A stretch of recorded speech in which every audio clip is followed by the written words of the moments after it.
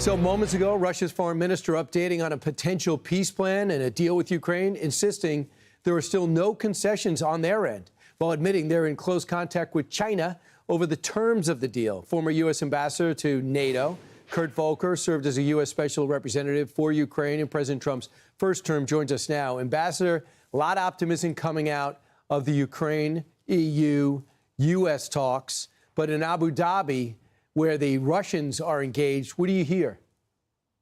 Well, the Russians, I think, are just simply going to insist on their original demands and not negotiate at all. I think what happened here is they produced a wish list of everything that they want based on what Putin said in Alaska. This is what originally got published as a U.S. plan. Rubio was then dispatched by President Trump after seeing how horrific this plan was to go clean this up, work with Ukrainians, Europeans, get something reasonable. That seems to be what he has done. Everyone seems happy with this now. The U.S. and Ukraine aligned on this plan. And now the Russians are already laying the groundwork for rejecting it, saying, no, that's not what we wanted. So if they reject it, there's got to be some consequence. Remember, when Ukraine was not considered compliant, the president said, maybe I'm going to cut off intelligence. Maybe I'm going to slow down weapons. What could you use to get Vladimir Putin's attention? Right. The same formula that we've been talking about for months is still the formula.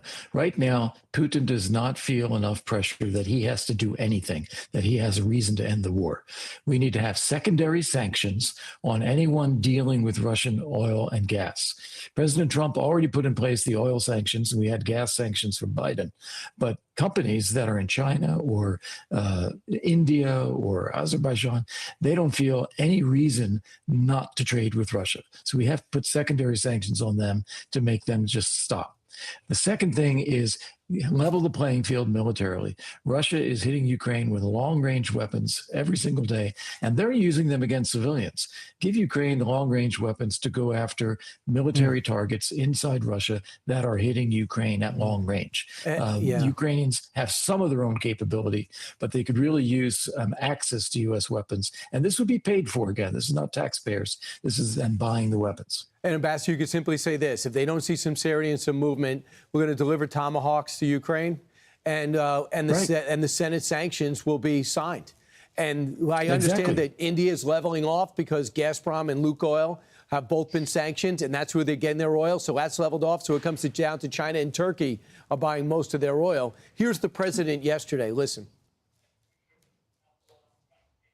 We're having some talks with Russia. Ukraine is doing well. I think they're pretty happy about it. They're going to keep talking. They're talking to Russia now. Steve Witkoff is going over. Maybe with Jared, they're going to be meeting with President Putin, I believe, next week in Moscow. I don't have a deadline. You know what the deadline for me is? When it's over. Ambassador, is Steve Witkoff the best person to go visit in Moscow with Russia? No. And why are they waiting a week? Why aren't they going today?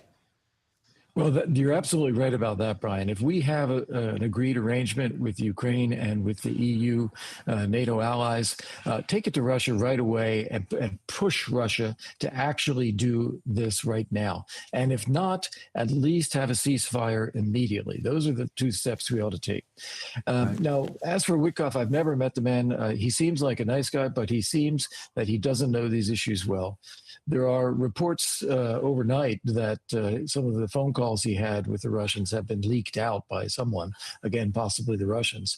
And they reflect a lack of understanding of Russia actually being the aggressor here, that Russia has attacked and killed civilians and raped and abducted children and needs to be stopped. Instead, it's trying to partner with Russia, the aggressor, on figuring out how do we get President Trump to just push the Ukrainians. Yeah, and the president's got maximum leverage over any president over Russia. He understands it, and I just think that we have to really start pressuring them.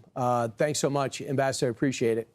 I'm Steve Doocy. I'm Brian Kilmeade. And I'm Ainsley Earhart. And click here to subscribe to the Fox News YouTube page to catch our hottest interviews and most compelling analysis.